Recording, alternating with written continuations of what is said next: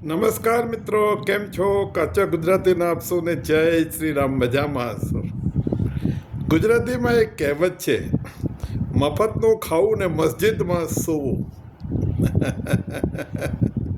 અહીંયા મસ્જિદ શબ્દ ઉપલક્ષણે છે, એટલે કે આરામ કરવાની કોઈ એવી જગ્યા જેના પર કોઈનો એવો હક ના હોય અને આરામથી સૂઈ શકાય, કોઈ ડિસ્ટર્બ ના કરે.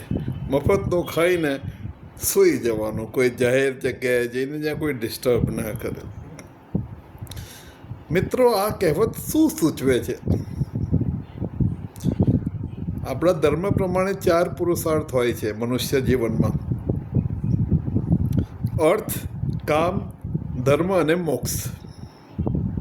ધર્મ ને મોક્ષ થોડા હાયર પુરુષાર્થ છે, થોડા ઉચ્ચ પુરુષાર્થ છે, અને અર્થ અને કામ થોડા લોઅર પુરુષાર્થ છે, થોડા નીચ પુરુષાર્થ છે.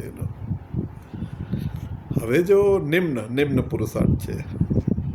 હવે જો અર્થ એટલે કમાવાનું, પૈસા કમાવાનું. ખાલી પૈસા નહીં, પ્રતિષ્ઠા પણ એમાં આવે, એમાં પાવર, હોદ્દો બી આવે, આ બધું આવે એમાં. ફિઝિકલ પાવરથી મળીને બધો જ આવે.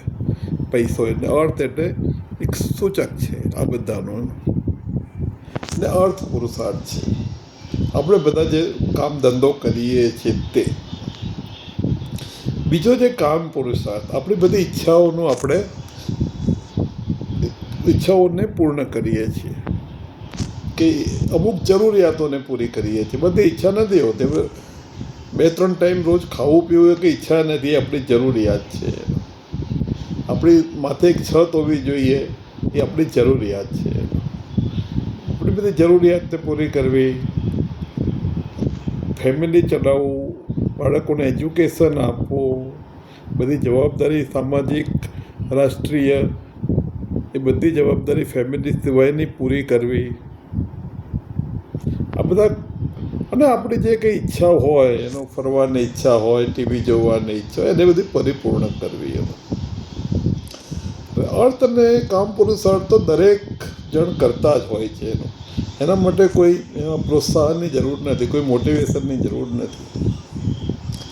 ધર્મ અને મોક્ષ એ દરેક માટે નથી.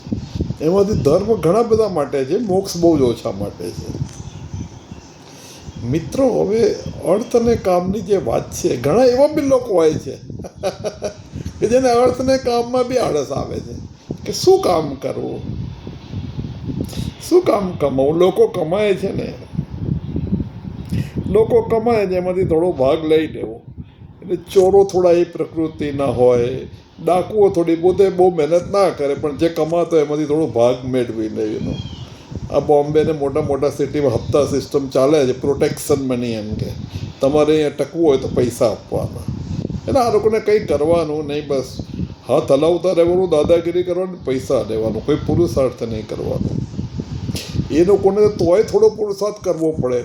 ચોરી કરવાની કળા હોય, પકડાઈ જાય તો પોલીસ સ્ટેશને જાય, જેલમાં જાય. ડાકુઓમાં પણ એવું, હપ્તા ઉઘરાવનારમાં બી એવું, ડર તો કોઈને કોઈ હોય જ એનો.